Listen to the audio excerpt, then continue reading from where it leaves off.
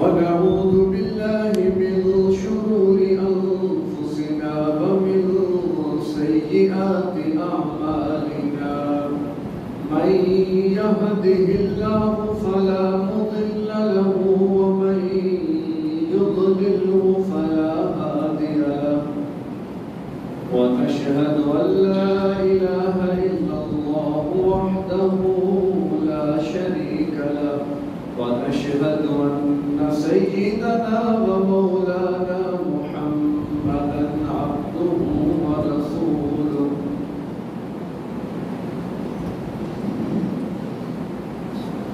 أما بعد فأعوذ بالله من الشيطان الرجيم بسم الله الرحمن الرحيم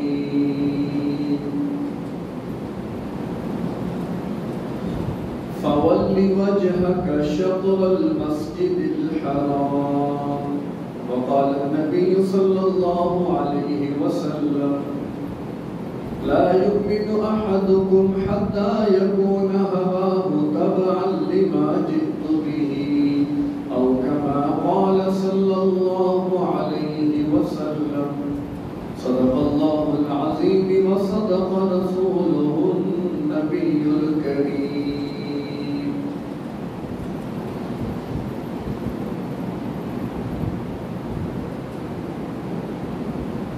سلسلہ سیرت النبی صلی اللہ علیہ وسلم گزشتہ سال ماہ سفر اور ستمبر 2021 سے سلسلہ وار بیانات کی ترتیب کا آغاز کیا تھا اور وہی سلسلہ تسلسل کے ساتھ چل رہا ہے. گزشتہ جمعہ المبارک میں ہجرت نبوی صلی اللہ علیہ وسلم کے بعد تقریباً پہلا جو ایک سال تھا آپ یکم ہجری بھی کہہ سکتے ہیں جو کہ تاریخ کا جو ایک سلسلہ شروع ہوا وہ ہجری تاریخ کے اعتبار سے چلا کہ جب آپ صلی اللہ علیہ وسلم نے مکہ سے مدینہ کی طرف ہجرت فرمائی تو پھر بعد میں اسی ہجرت پر ہی اسلامی سال کی بنیاد رکھی گئی تھی. تو وہ ہجرت کا پہلا سال جب آپ مدینہ طیبہ تشریف فرما ہوئے تو پہلے 6 مہینوں میں آپ صلی اللہ علیہ وسلم نے 3 بڑے اہم اور انقلابی اقدامات فرمائے. اس میں پہلا کہ آپ صلی اللہ علیہ وسلم نے مسجد نبوی کی تعمیر فرمائی. دوسرا مؤاخات یعنی مہاجرین اور انصار کے درمیان باہمی رشتہ اخوت قائم فرمایا. اور تیسرے نمبر پر میثاق مدینہ یعنی جو مدینہ کے مضافات میں یا خود مدینہ میں یہود آباد تھے ان کے ساتھ آپ صلی اللہ علیہ وسلم نے ایک معاہدہ فرمایا اور تقریباً 6 سے 8 ماہ کا یہ عرصہ تھا کہ جس میں یہ تینوں معاملات طے کیے گئے اور یقیناً یہ دور اندیشی پر مبنی انتہائی تدبر فہم و فراست کی علامت تھی. اور یقیناً آپ صلی اللہ علیہ وسلم چونکہ دنیا کے کامیاب ترین انسانوں میں سب سے پہلے نمبر پر ہیں تو لہٰذا آپ کے اقدامات اور آپ کی فہم و فراست یقیناً قابل تکلیف ہے. اور اس سے پھر اسلام کی بنیاد جو رکھی گئی خاص طور پر اسلامی ریاست کی مدینہ میں تو ان 3 اقدامات نے اس کے لیے ایک سنگ میل کا کردار ادا کیا. اور اس کی تفصیلات کیونکہ گزشتہ جمعے میں عرض کی جا چکی ہیں. آج سن 2 ہجری اس میں جو اہم واقعات پیش آئے اس حوالے سے تفصیلات عرض کرنی ہے. اور اس سلسلے میں بھی بنیادی طور پر 2 کام ہوئے تھے سن 2 ہجری میں جو بڑے اہم تھے اور آپ ان کو اسلام کا نقطہ عروج بھی کہہ سکتے ہیں, انقلاب کا سنگ میل بھی کہہ سکتے ہیں اور انقلابی معاملات بھی کہہ سکتے ہیں. اس میں نمبر 1 تو تحویل قبلہ.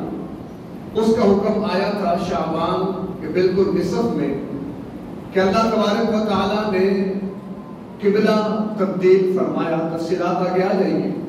اور دوسری اہم پیش رفت جو ہوئی وہ تھا غزوات کا آغاز. یعنی اب تک تو تقریباً آپ سمجھ لیں کہ 13 سے 14 سال نبوت کے بعد مسلمانوں نے ہی برداشت سے کام لیا، کفو ایدیکم کے حکم پر عمل کیا، درگزر والا معاملہ کیا۔ لیکن سن 2 ہجری میں ایک دوسرا انقلابی معاملہ یہ سامنے آیا کہ اللہ تبارک و تعالیٰ کی طرف سے مسلمانوں کو مسلح جد و جہد اور مزاحمت کا حکم مل گیا کہ اب آپ تلوار لے کر کفر کے خاتمے کے لیے اپنے آپ کو تیار کریں اور اپنے سب بندی کریں۔ تو 2 کام یعنی کہ ان 3 کاموں کے بعد فوراً آپ نے انجام دیے، اور دونوں یہ 3 کام تو وہ تھے جو اللہ تبارک و تعالیٰ کے محبوب پیغمبر نے یقیناً اپنے اجتہاد سے فرمائے، لیکن اللہ تبارک و تعالیٰ کی تائید کے ساتھ۔ لیکن اگلے 2 مرحلے تحویل قبلہ اور جہاد کا آغاز، یہ اللہ نے براہ راست آپ صلی اللہ علیہ وسلم کو حکم دیا۔ اس میں تحویل قبلہ چونکہ کوئی بھی مذہب، کوئی بھی ملت، کوئی بھی قوم، اس کے کچھ شعار ہوتے ہیں کہ جن کی بنیاد پر کسی بھی قوم یا مذہب کی بہت ساری چیزوں کا انحصار ہوتا ہے۔ لیکن نقطہ وحدت وہ تو ضروری ہے کہ کسی ایک چیز پر امت مسلمہ متفق ہو، یا اگر آپ تھوڑی دیر کے لیے امت مسلمہ سے ہٹ کر عمومی بات کرتے ہیں تو کوئی بھی مذہب ہے اس کے لیے کچھ نہ کچھ مقدس مقامات، ان کے لیے کوئی نہ کوئی نقطہ وحدت، ان کے لیے کوئی نہ کوئی قبلہ ہونا چاہیے جو بطور شعار اس قوم کی علامت ہو اور اس کے لیے وجہ امتیاز بھی ہو کہ جس سے وہ بقایا مذاہب سے نمایاں ہو کر سامنے آئے۔ اب اس بنیاد پر چونکہ بڑے مذاہب و دین تھے، ایک یہودیت، عیسائیت اور نمبر 3 اسلام۔ اب یہودیت اور عیسائیت ان کے قلبی میلانات چونکہ بیت المقدس کے ساتھ وابستہ تھے، تو لہذا وہ تو بیت المقدس کو اپنا قبلہ سمجھتے تھے اور اسی کو وہ اپنے لیے وجہ امتیاز قرار دیتے تھے۔ البتہ اسلام ٹھیک ہے، مذہب تو عالمگیر ہے، اور اسلام نے ان مقدسات کا مکمل احترام کیا ہے کہ جو یہود یا عیسائیوں نے اپنے لیے مقرر کر رکھے تھے۔ البتہ اللہ کے محبوب پیغمبر کے جد امجد حضرت ابراہیم علیہ السلام، انہوں نے چونکہ پہلے بیت اللہ کی تعمیر فرمائی۔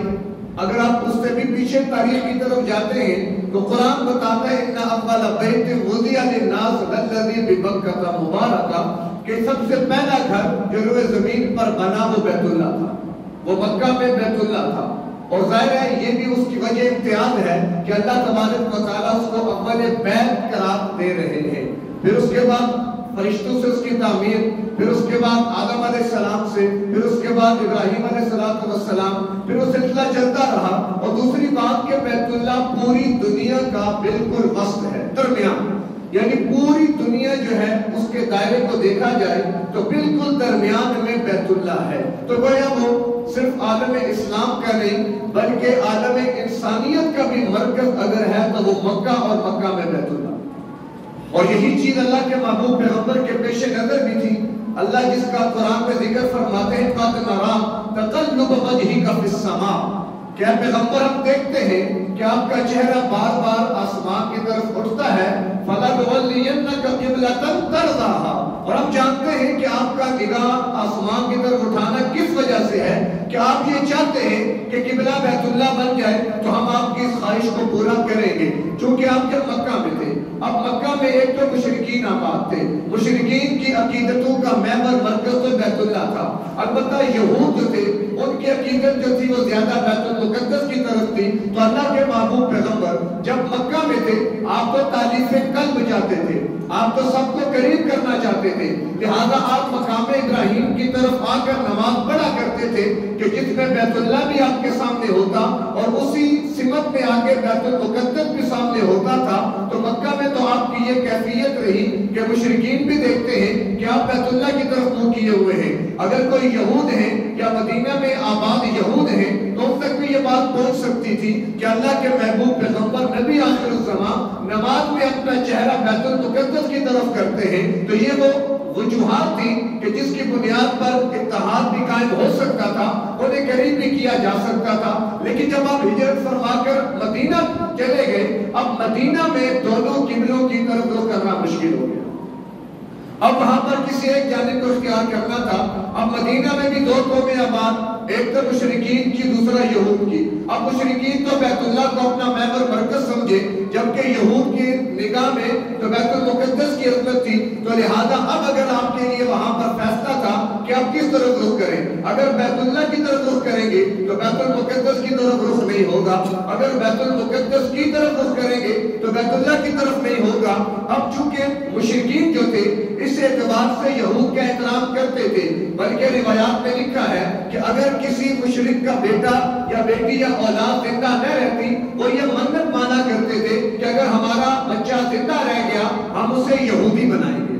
یہ ان کی منت ہوتی تھی. تو اس بنیاد پر یہود سمجھتے تھے کہ ہمیں مشرکین کے اوپر ایک فضیلت حاصل ہے کہ مشرکین بھی ہمیں اپنا بڑا سمجھتے ہیں.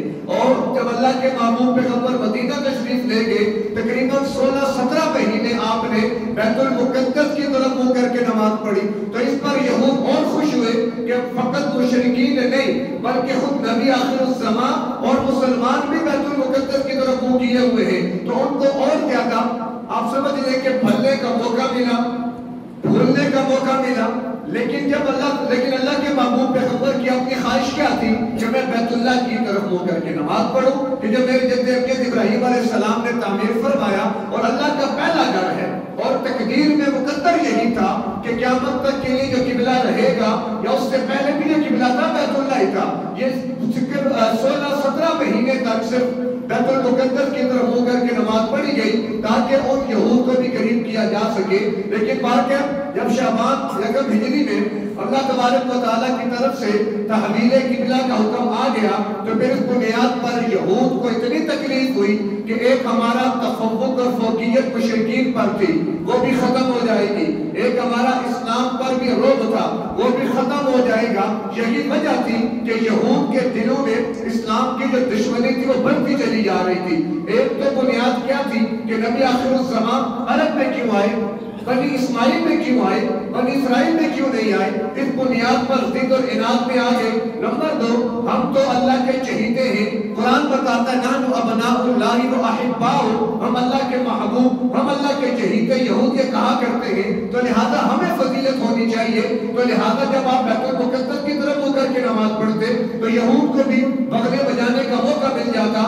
لیکن جب اللہ تبارک و تعالیٰ نے فرمایا فَوَلِّ وَجْهَكَ شطر المسجد الحرام حیث ما کنتم، اے میرے پیغمبر آپ جہاں کہیں بھی ہوں اب آپ نے اپنا چہرہ بیت اللہ کی طرف کرنا ہے. جیسے ہی آپ نے چہرہ رخ اپنا بیت اللہ کی طرف کر لیا، یہ مسجد کی قبلتین جو لوگ قبلے کے لیے جاتے ہیں اور زیارات کے لیے ان کو لے جایا جاتا ہے تو مسجد قبلتین کے اندر بھی جاتے ہیں، اس مسجد میں لوگ نوافل پڑھتے ہیں. یہ وہ مقام تھا جہاں اللہ کے محبوب پیغمبر نماز پڑھا رہے تھے اور بیت المقدس کی طرف چہرہ تھا کہ آپ کے کانوں میں اور اللہ کی طرف سے یہ امر آ گیا کہ رخ اپنا بیت المقدس بیت اللہ کی طرف کر دیں. تو وہیں سے آپ نے رخ اپنا بیت اللہ کی طرف کر دیا. تو لہذا یہ وہ مسجد تھی جہاں دونوں قبلوں کی طرف نماز پڑھی گئی تو اس کو مسجد قبلتین کا نام دیا گیا. تو بعد جب حکم آ گیا اللہ تبارک و تعالیٰ کا کہ اب تمہارا قبلہ جو ہے وہ بیت اللہ ہوگا.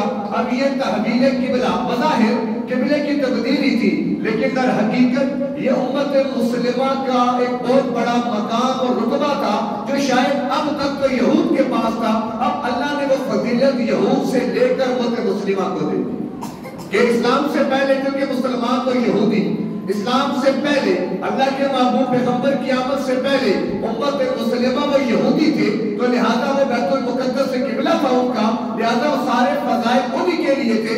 جب اللہ کی طرف سے حکم آ گیا کہ اب ہمارا قبلہ جو ہے بیت اللہ ہوگا تو لہذا وہ فضیلت اور وہ اقتدار اور وہ تفوق اور فضیلت اللہ نے بنی اسرائیل کو دے رکھی تھی کہ تم امت مسلمہ ہو، تمہارا مقام زیادہ ہے، تمہیں فضیلت دی گئی ہے. اب وہ فضیلت تم سے لے کر امت مسلمہ کو دے دی گئی کہ اب اس کے بعد قیامت تک اگر کوئی امت ہے تو امت مسلمہ ہے. تو کہا کہ اب وہ اقتدار وہ فضیلت جو تھی وہ منتقل ہو گئی امت مسلمہ کی طرف. پھر اس کے بعد اللہ کے محبوب پیغمبر نے بیت اللہ کی طرف منہ کر کے نماز پڑھنی شروع کر دی. لیکن یہود کو تو منہ کا ہاتھ آیا، بعض کمزور مسلمان بھی تھی. سيقول السفهاء من الناس ما ولاهم عن قبلتهم التي كانوا عليها. اعتراضات شروع کر دیے کہ بھائی قبلہ بھی تبدیل کرنے والی چیز ہے کوئی؟ یہ محمد صلی اللہ علیہ وسلم کیا کرتے ہیں کہ پہلے تو ادھر منہ کر کے نماز پڑھتے رہے، اب ادھر منہ کر دیا، کیا قبلہ بھی تبدیل کیا جاتا ہے؟ تو بڑی باتیں کی، سیقول السفہاء من الناس۔ پھر اللہ بس اسی معاملے کو قرآن کے اندر بیان فرما رہے کہ جب بے وقوف لوگ جمع ہو گئے اور انہوں نے اعتراضات کرنے شروع کیے کہ ما واللہم عن قبلتہم التی کانوا علیہا، وہ کیا چیز تھی کہ جس نے انہیں اپنے سابقہ قبلے سے دوسری طرف موڑ دیا؟ تو گویا کہ ان کے نزدیک یا ان کے گمان میں سمت یہ شاید فضیلت کی چیز ہے، یا کسی خاص مقام کی طرف رخ کرنا یہ فضیلت کی چیز ہے۔ تو ایک ترتیب رکوع کے اندر پھر اللہ تبارک و تعالیٰ نے اس حکمت اور فلسفے کو کھول دیا کہ قل للہ المشرق والمغرب اینما تولوا فثم وجہ اللہ۔ یاد رکھو کہ کسی خاص سمت کی فضیلت نہیں ہے، کسی خاص جہت کی طرف مڑ جانا کوئی فضیلت کی بات نہیں ہے۔ لیس البر ان تولوا قبل المشرق والمغرب ولكن البر من آمن باللہ والیوم الآخر۔ یہ آیت البر اللہ تبارک و تعالیٰ نے پھر بتایا کہ اصل مقام کیا ہے، اصل چیز کیا ہے۔ رخ بیت اللہ کی طرف کرو، بیت المقدس کی طرف کرو، مشرق کی طرف کرو، مغرب کی طرف کرو، رخ کرنا کون سی فضیلت کی چیز ہے؟ اصل ولکن البر، اصل نیکی کیا ہے، اصل تقوی کیا ہے، اصل فضیلت کیا ہے؟ من آمن باللہ۔ پھر اس آیت میں اللہ تبارک و تعالیٰ نے 3 عنوانات کو بیان کیا۔ ایک کا تعلق عقائد کے ساتھ کہ نمبر 1 تمہارے عقائد ٹھیک ہونے چاہیے، تمہارے نظریات درست ہونے چاہیے۔ نمبر 2 اللہ تبارک و تعالیٰ نے اعمال اور مسائل کی ترغیب دی کہ ایمان کے ساتھ عمل صالح کا ربط بھی ہونا چاہیے۔ پھر عمل صالح میں بعض کا تعلق حقوق اللہ سے، بعض کا تعلق حقوق العباد سے۔ تو خلاصہ کلام کیا ہے کہ رخ کرو مشرق کی طرف یا مغرب کی طرف، رخ کرو بیت اللہ کی طرف یا بیت المقدس کی طرف، اس بنیاد پر فضیلت کوئی نہیں ہے۔ ہاں فضیلت کیا ہے کہ تم ایمان لاؤ اور عمل صالح کرو۔ تو اصل فضیلت ایمان اور عمل صالح کی بنیاد پر ہے۔ باقی اینما تولوا، تم جس طرف رخ کرو گے فثم وجہ اللہ، وہاں تم اللہ کو پاؤ گے۔ لیکن اب ایک جہت کا تعین کیوں ہے؟ اس کے پیچھے حکمت علماء نے بہت کچھ لکھا۔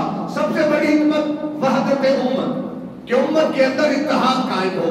ایک وقت میں پوری امت مسلمہ ایک جہت کی طرف منہ کر کے نماز پڑھتی ہے، یہ وحدت کا بہت بڑا پیغام، اتحاد کا بہت بڑا پیغام۔ پھر ایک امام کو متعین کر کے مقتدیوں کو اس کا پابند بنا دیا گیا، کس وجہ سے؟ تاکہ افراتفری نہ پھیلے، سارے ایک امام کی اقتدا کر لے تو پھر کیا ہوگا؟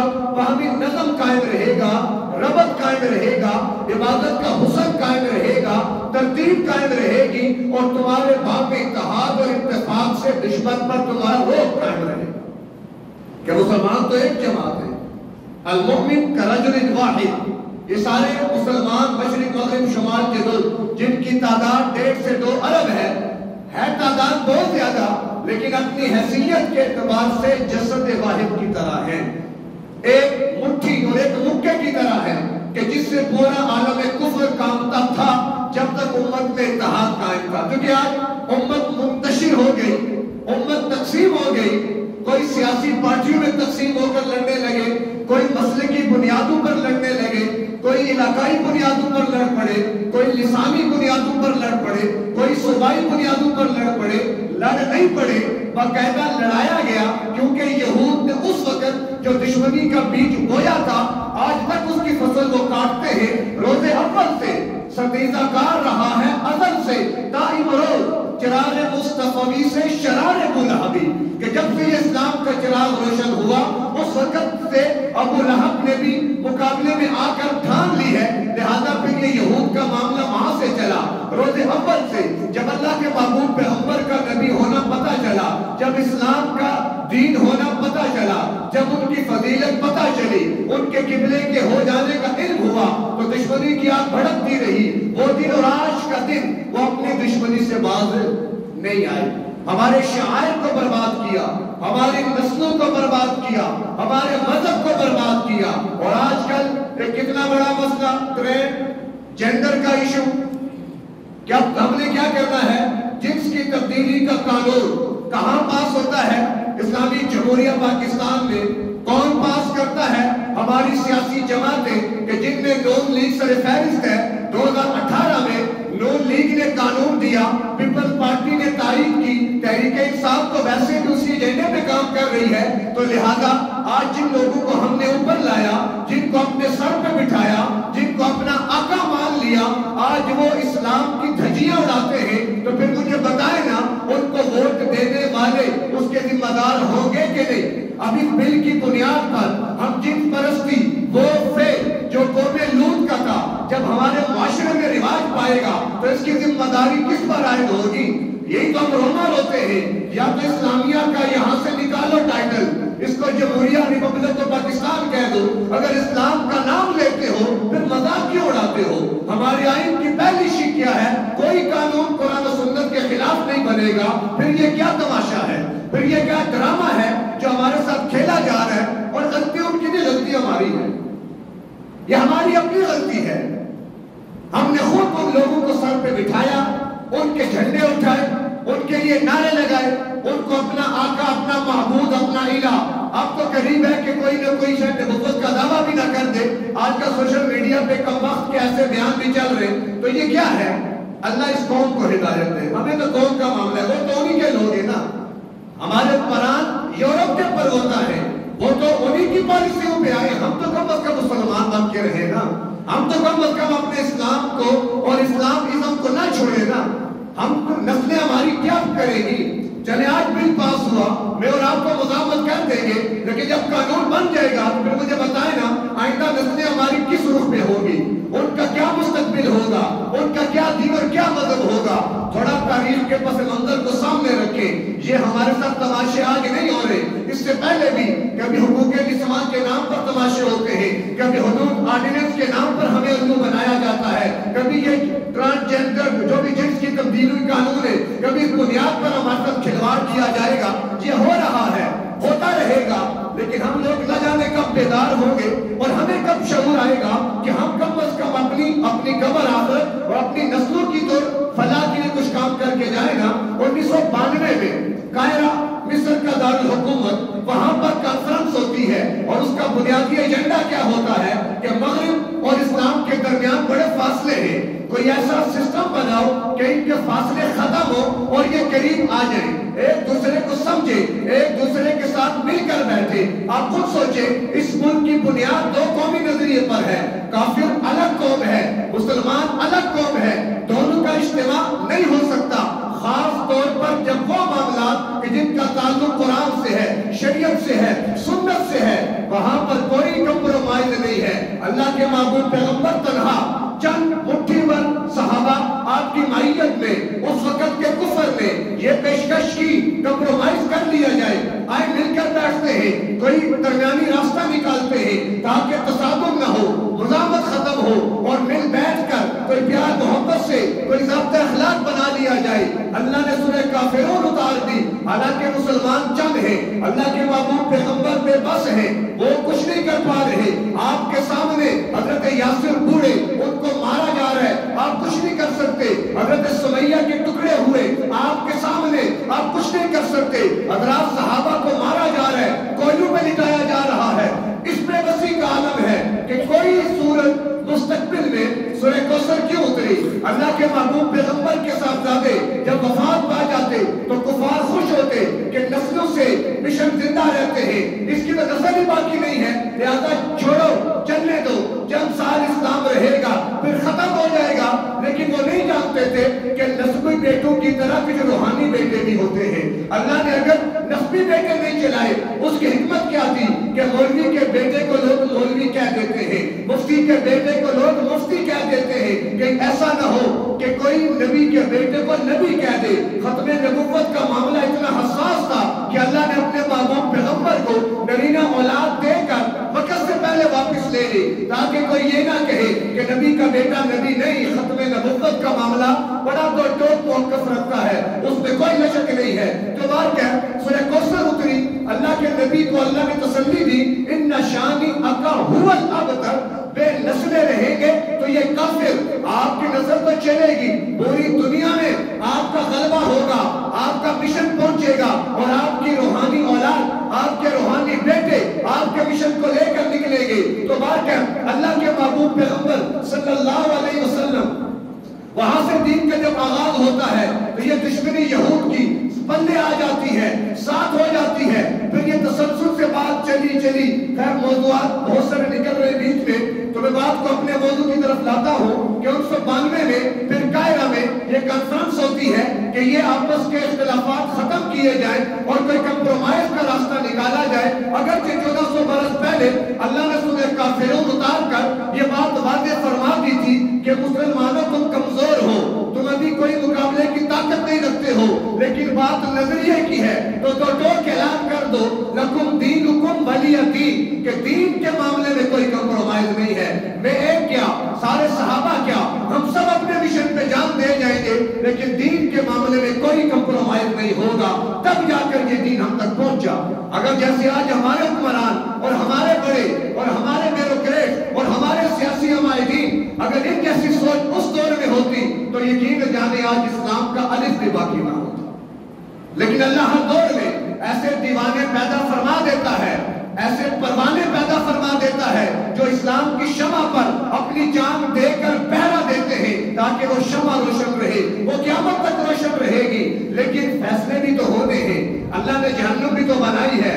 شیطان نے بھی کیا کہا تھا جب اللہ تبارک و تعالیٰ نے فرمایا تھا کہ میں زمین میں اپنا نائب اور خلیفہ انسان کو بناتا ہوں، تو شیطان نے کیا کہا تھا؟ انا خیر منہ، میں تو اس سے بہتر ہوں۔ گویا شیطان نے اللہ تبارک و تعالیٰ کے سامنے یہ بات رکھی کہ انسان تو گھٹیا ہے، انسان تو پست ہے، انسان تو ذلیل ہے، انا خیر منہ، بہتر تو میں ہوں، مجھے بہتر کا لقب اور ٹائٹل ملنا چاہیے، خلافت تو مجھے ملنی چاہیے۔ اللہ تبارک و تعالیٰ نے اس کو خلافت نہیں دی۔ اگلی بات کیا کی شیطان نے؟ انذرنی الی یوم یبعثون۔ اگلی بات کیا کی؟ لأحترقن ذریتہ الا قلیلا۔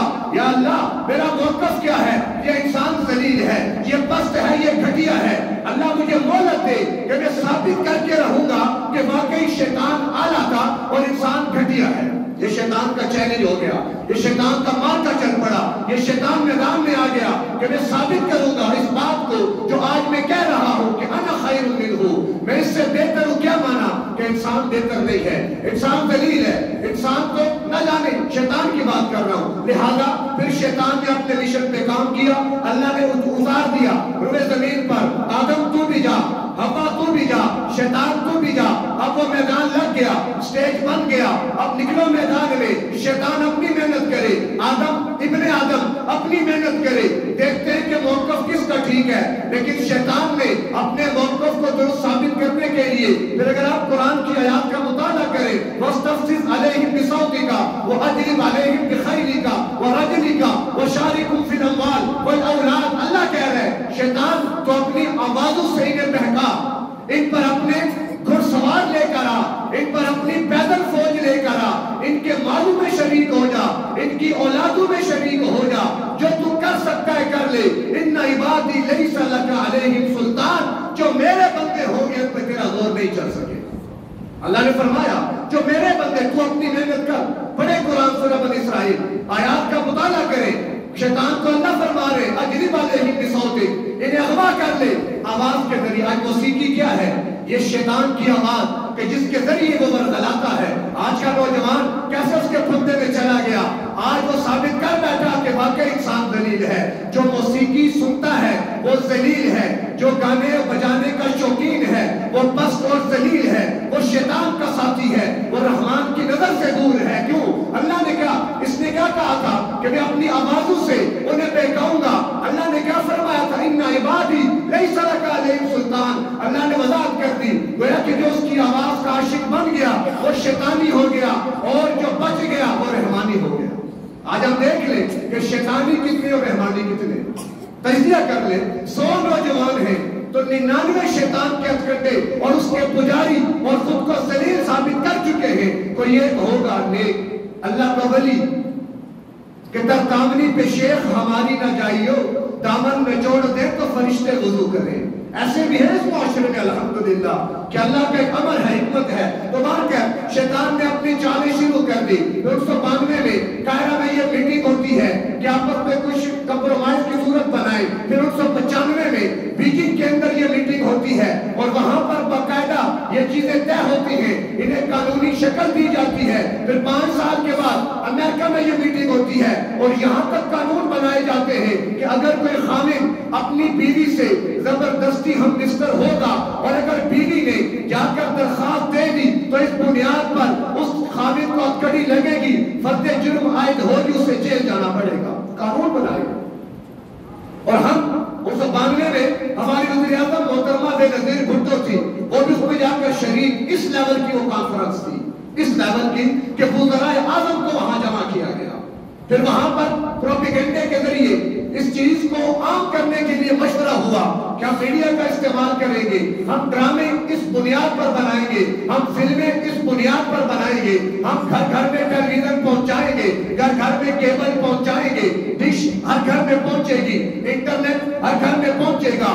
1400 سال کی تاریخ کفار کے سامنے ہے، وہ کبھی بھی میدان میں نکل کر اہل ایمان کا مقابلہ نہ کر سکے، ان کو بدر بھی نظر آتا ہے، انہیں احد اور یمامہ بھی نظر آتا ہے، انہیں یرموک اور موتا بھی نظر آتا ہے، پھر آگے چلیے انہیں صلاح الدین ایوبی بھی نظر آتا ہے، سلطان محمد فاتح بھی نظر آتا ہے، محمد ابن قاسم بھی نظر آتا ہے، سلطان ٹیپو بھی نظر آتا ہے، جب نہتے مسلمان ہزاروں پر غالب ہوتے نظر آتے ہیں، وہ سمجھ گئے کہ جب تک ان میں ایمان قائم ہے، ان کے اندر اتحاد قائم ہے، یہ اپنے مذہبی روایات سے جڑے ہوئے ہیں، انہیں شکست نہیں دی جا سکتی، لہذا مقابلے میں نہ نکلو، اپنا نقصان کرو گے، گھر بیٹھ کر سخت جنگ لڑو، ان کے نوجوانوں کو بے حیا بناؤ، ان میں بے حیائی کو عام کرو، ان کے اتحاد کو پارا پارا کرو، انہیں مسلکی بنیادوں پر، علاقائی بنیادوں پر، سیاسی بنیادوں پر لڑواؤ۔ آج کا منظرنامہ خواہ وہ مسلکی بنیادوں پر ہے، وہ آپ کے سامنے ہے،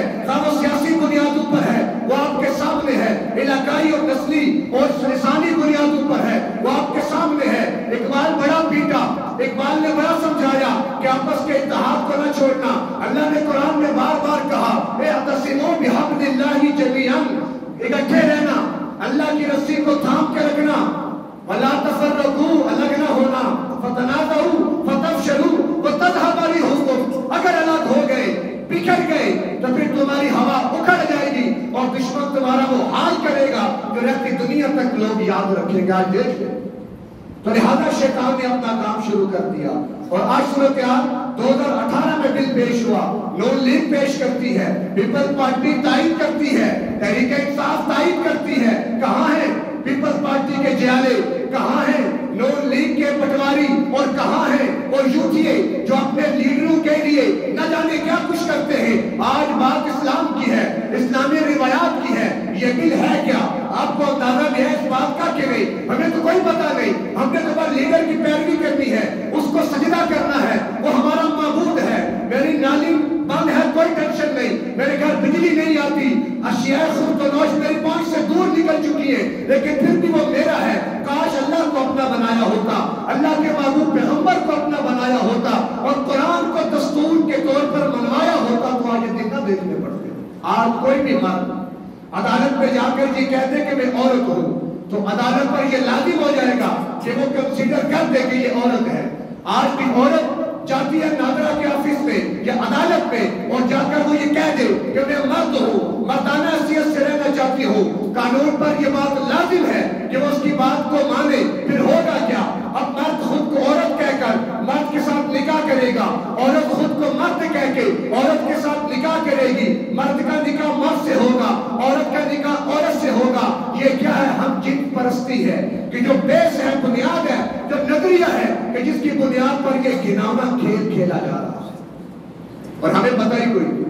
ہمیں آٹے دالیں اور چینی کے چکر میں لگا دیا، بجلی کے بل ڈبل بھیجو، ان کی مت ماری جائے، ہم اپنا اندرونی خانہ کام کر جائیں۔ کب تک ہم یوں ہی سوئے رہیں گے؟ ہماری نسلیں خطرے میں۔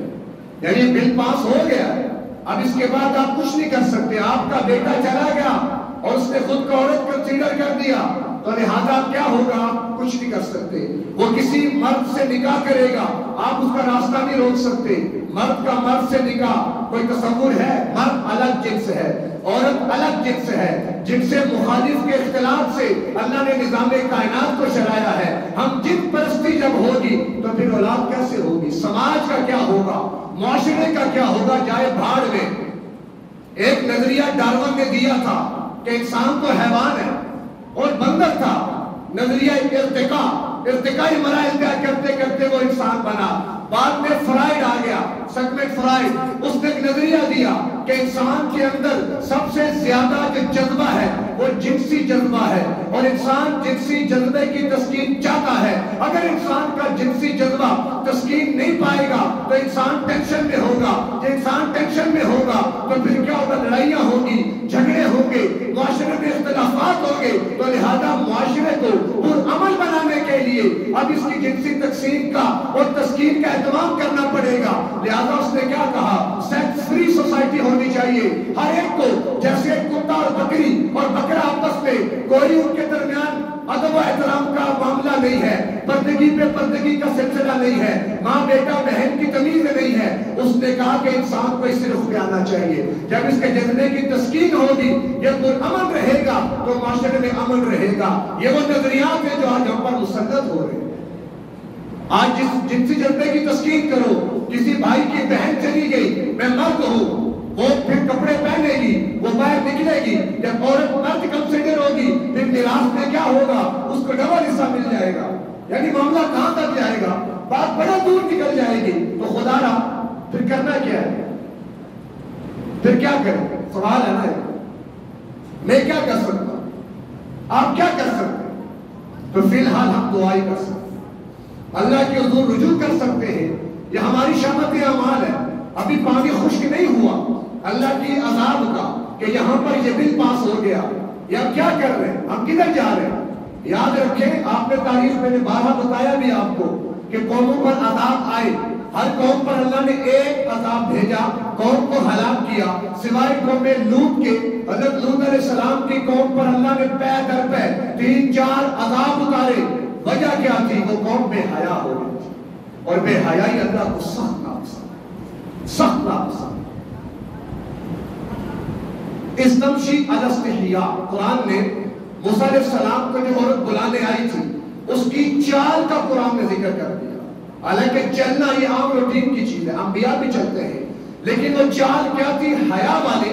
اللہ نے قرآن بنا کر قیامت تک محفوظ کر دیا۔ اللہ کو حیا اتنی پسند ہے، اور جب کوئی قوم بے حیا ہو جاتی ہے تو پھر آپ جان لیں کہ وہ اپنی حکم کھو بیٹھتی ہے اور اپنے جینے کا جو جواز ہے وہ کھو بیٹھتی ہے۔ آج ہمارا وہی معاملہ ہے کہ آج ہم لوگ بے حیا۔ اب دیکھیں بل تو آج پاس ہوا ہے نا، انہیں جرت کیسے ہوئی ہے؟ وہ میں نے جرت دی، وہ آپ نے جرت دی۔ آج کا نوجوان بے حیا بن گیا کہ نہیں؟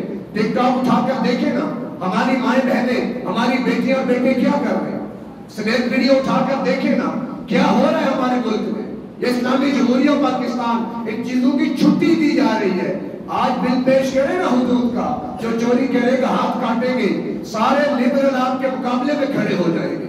سوال نہیں پیدا ہوتا آپ یہ بل پاس کروا سکے، لیکن یہاں پر عورت اتنی بات کہہ دے کہ میں مرد ہوں اور ایک عورت سے نکاح کروں گی مرد بن کر، کوئی رکاوٹ نہیں ہے۔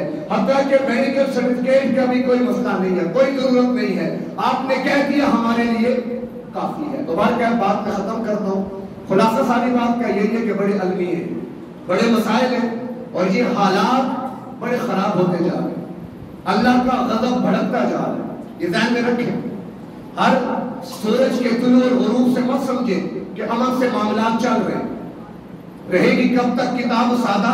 کبھی تو آغاز باب ہوگا، جنہوں نے بستی اجاڑ ڈالی کبھی تو ان کا حساب ہوگا۔ سحر کے خوشیاں منانے والوں سحر کے تیور بتا رہے ہیں، ابھی تو اتنی گھٹن پڑے گی کہ سانس لینا محال ہوگا۔ آج امت اسی طرف جا رہی ہے، کوئی پتہ نہیں کل کا دن کیسا ہو۔ تو انفرادی طور پر توبہ کا اہتمام کریں، اللہ کی طرف رجوع کریں کہ ہم بے بس ہیں، ڈوریاں کہیں اور سے ہلائی جا رہی ہیں، ہم کچھ نہیں کر سکتے۔ آپ کچھ کرنا چاہیں گے آپ کو نہیں کرنے دیا جائے گا، لیکن ایک چیز پر کوئی پابندی نہیں ہے کہ آپ سب سے پہلے اپنے گناہوں کی اللہ سے معافی مانگیں۔ یہ گانا، یہ موسیقی، یہ بے حیائی، اس سے جان چھڑائیں، اپنی بھی، اپنے بچوں اور بچیوں کی بھی۔ یہ پراپر ہے کہ ان کو پہلے ٹیوشن دیا گیا، تب جا کر یہ قانون پاس ہوئے۔ آج اگر آپ اس کے خلاف نکلیں گے تو آپ کی اولادیں آپ کا راستہ روک لیں گی۔ یہ کام جو ہو رہا ہے ٹھیک ہو رہا ہے، کیوں؟ ان کا بچپن سے ذہن بنایا گیا کہ اسلام کچھ بھی نہیں ہے، نبی پیغمبر کچھ بھی نہیں ہے، وہ پرانی باتیں ہیں، جدید دور، ماڈرنزم، جدید تقاضے۔ ہم لعنت بھیجتے ہیں ایسے تقاضوں پر جو انسان کو ماں بہن بیٹی کے تقدس سے بھی محروم کرتے ہیں۔ ہم مشرقی لوگ ہیں، مشرقی روایات کے ماننے والے، ہم خاندانی لوگ ہیں، خاندانی روایات پر چلنے والے، تو خدا را ذرا اپنی خاندانی روایات کو متحرک کرے اور اپنی نسلوں اور بچوں کو ان کی لگامیں کھینچ لے۔ آج نہ کھینچی تو کل کا دن کیا ہوگا اللہ ہی بہتر جانتا ہے۔ تو اللہ ہمارے ملک پر اور اس عوام پر اپنا رحم فرمائے۔ وآخر دعوانا الحمدللہ۔